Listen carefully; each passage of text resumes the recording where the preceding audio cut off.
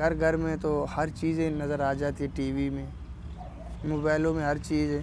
फिर जब हम गलियों में खेल करते हैं, छोटे-छोटे बच्चे हो जाते हैं, तो वो अपने-अपने घर से 5-5, 10-10 रुपए ला के दे देते हैं।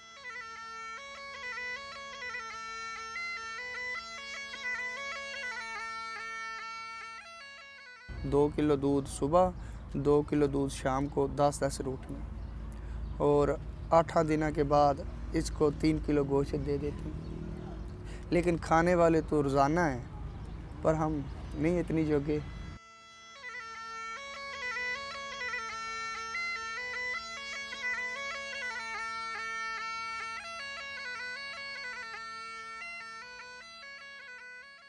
लोग पढ़े लिखे हो गए ज़्यादा, वो हमारे काम से दिलचस्पी नहीं लेते।